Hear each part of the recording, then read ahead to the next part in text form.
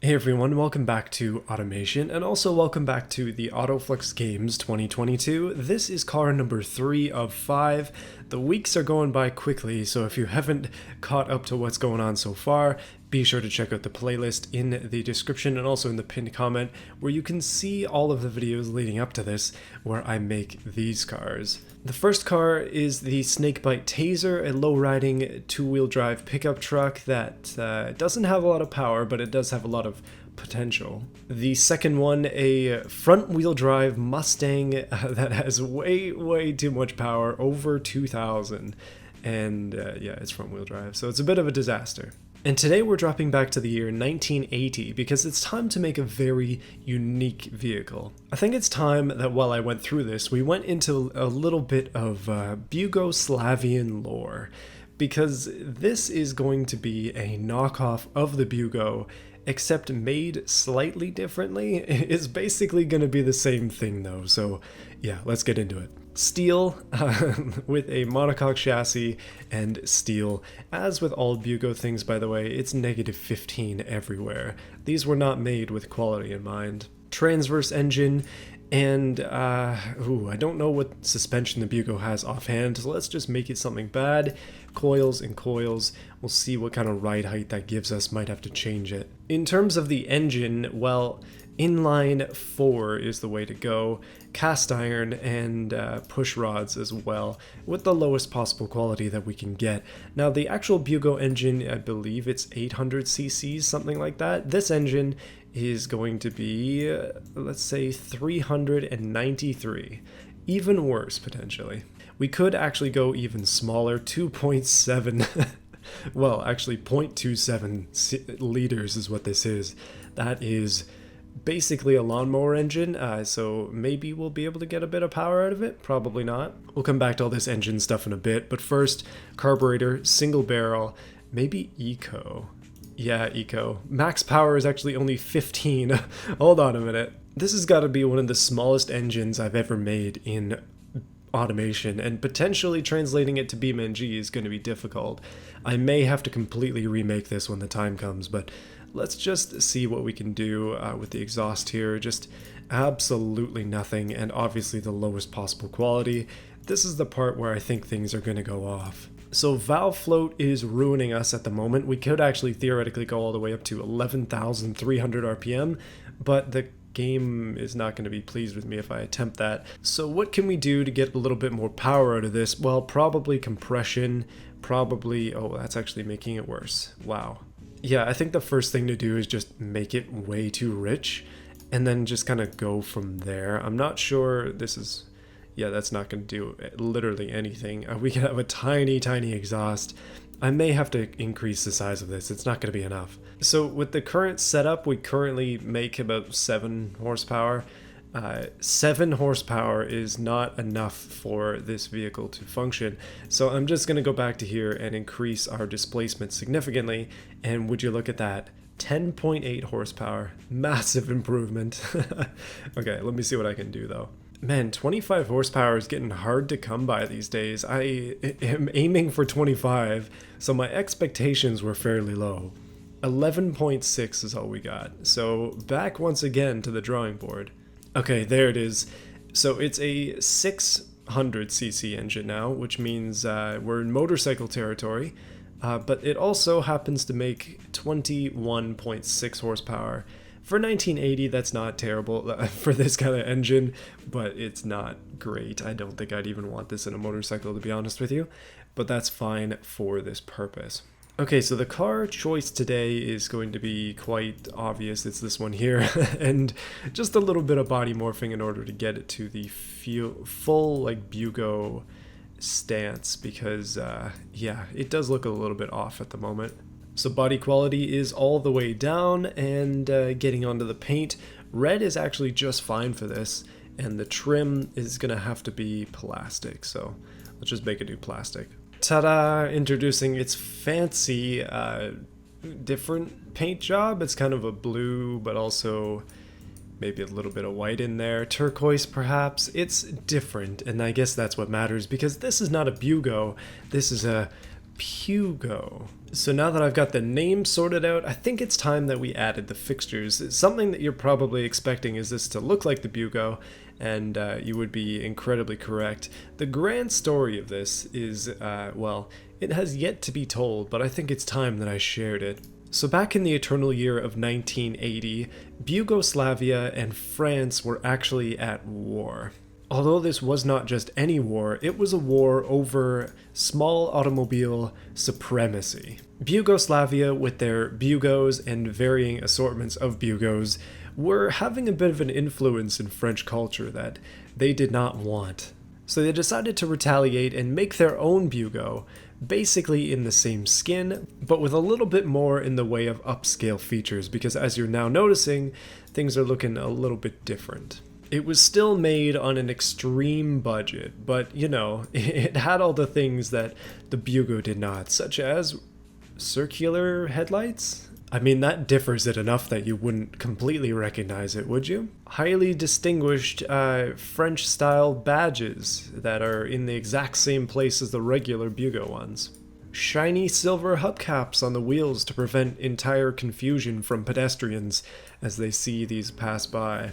Only one mirror because it's actually just because they ran out of mirrors in the factory.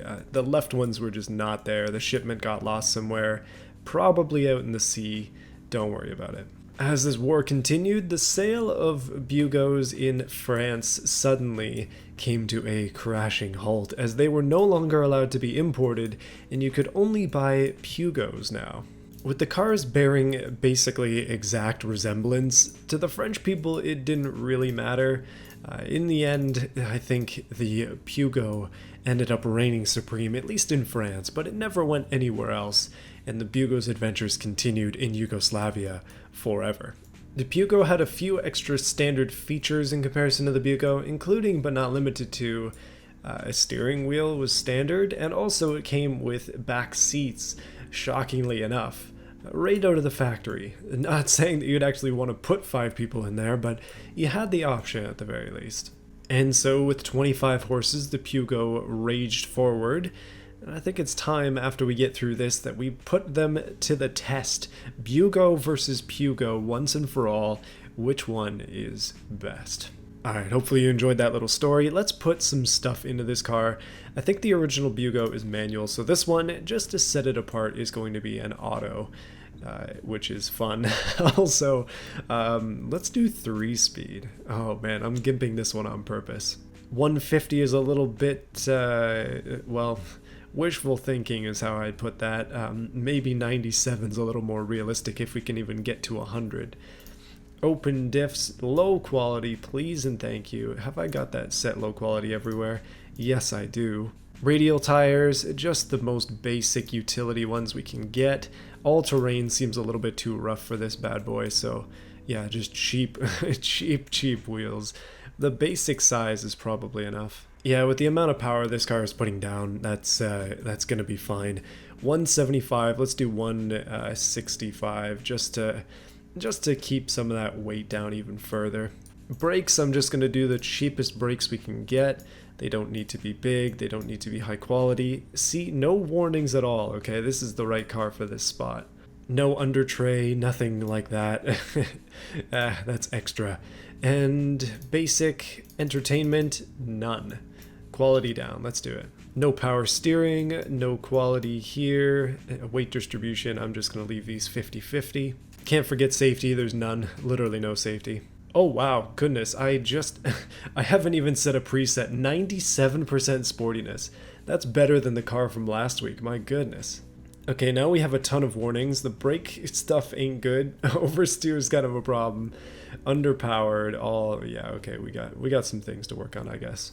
Just kidding, it's perfect. So I managed to get 23.0 horsepower out of it, just a little bit extra, and that got rid of the engine running too rich warning because, you know, that was a bit too much for me. I just couldn't have that happen. You know, I forgot to put a fuel cap on the car, I'm just realizing, so I'm going to do that real quick. There you go, there's a fuel cap on the car, no need to comment about it. That used to be a big thing, I used to miss that all the time.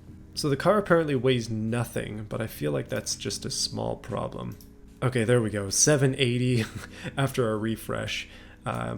Yeah, that's not bad actually. 23 horsepower, 780 kilos. It's gonna be slow. Knocking the tire size down to 130 has decreased a bunch of the warnings that I had on here, so I'm pretty happy about it. I'm thinking it's ready to go. Oh yeah, it looks so good. No ride height adjustment or anything, like it's just perfect the way it is. Bugo to the core. So this is the Pugo in BeamNG. It's looking pretty minty, which is great, and the mirror on the right side is also great. So let's just jump into drive, and it said that the engine was off, which is always a good start. It feels really slow. I've got to be honest with you, I didn't adjust the gearing at all, which leaving it at 50 actually seems to make sense, although I probably should have shortened it quite significantly.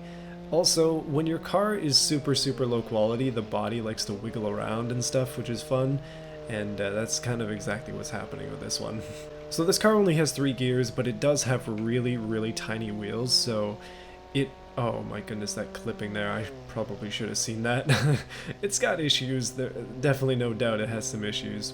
But it'll do 72 kilometers an hour without much fuss. I wouldn't want to take something like this on the highway, but at least it drives. You know, I bet if we took all the fuel out of it, it would run even faster, so you know how it goes. Top speed run 80 kilometers an hour, come on! I bet if we go downhill it might go better, but yeah, I mean, that's not bad. It's definitely slower than the Bugo, which is to be expected. It does have less power, but I'm impressed overall with its performance. And I'm happy that it drives, that's the main thing.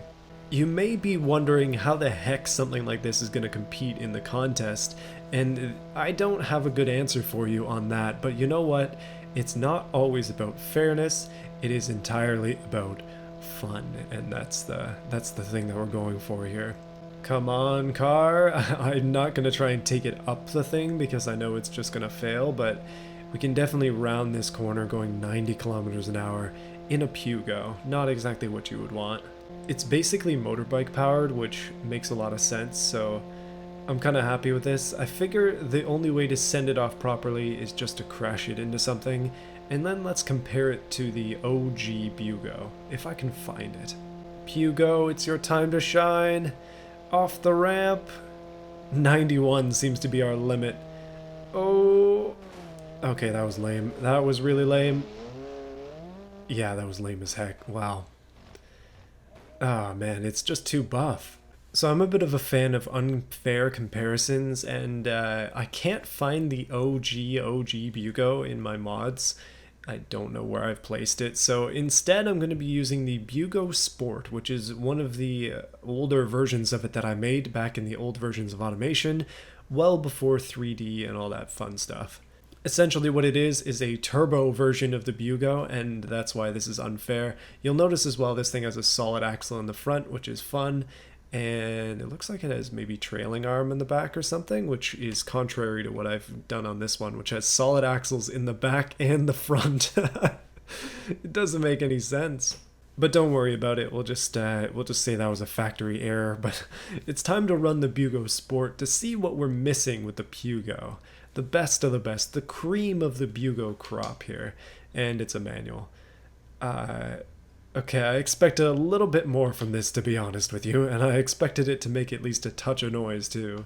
Okay, immediately you can see that with a turbo, this does make it quite a bit more drivable, let's say. Drivable is the right word. This being one of the OG Bugos, in fact it is a clone of the OG Bugo, it's pretty much as close as I can get to the original, which is fun, but I'm pretty sure there's a file of the original floating around somewhere, so if you've got it, let me know. Basically, I got up to about 120 before smashing into something, so it kind of feels like that might be it for this one. You know, while I'm looking at this blue Bugo, it's reminding me of something in particular, and that is I have stickers of the OG Bugo available on my store, automotiveflux.com. And if you want one, you can check that out in the description. and they are for sale as always. I haven't been talking about them too much lately, but this is the video to talk about them in. But if you want to support this series and you want to support my channel, go check them out. They are $5 US and they ship worldwide for free, so be sure to check them out. Yeah, it does look like the blue Sport Bugo does happen to only do about 117. So funnily enough, the new Pugo is close in terms of top speed. Like, it's not that far off, all things considered. You can kind of see the differences now. The back end on this one is not flat as the other Bugo is. Instead, it's a little bit curved. I guess they didn't quite get the mesh right when they cloned the thing. But it's, yeah, hopefully a worthy successor. So that's going to be it for this video. Hopefully you enjoyed it. Hopefully you enjoyed that little bit of Bugo lore as well. Just having a little bit of fun, not taking things too serious, you know, but yeah, there's some weird stuff going on in the Bugo church if you want more stuff like that, so be sure to check it out. With that though, I say farewell as I'm about to drive all the way to France to return this Pugo to its rightful owners and get myself a proper, real-life Bugo. But first I'm going to give it a bit of a run for its money and crash it directly into this wall in slow motion, because that is what I like to do on this channel. And that's slow motion. This is full throttle. Let it go. Smush, and the front seats are gone.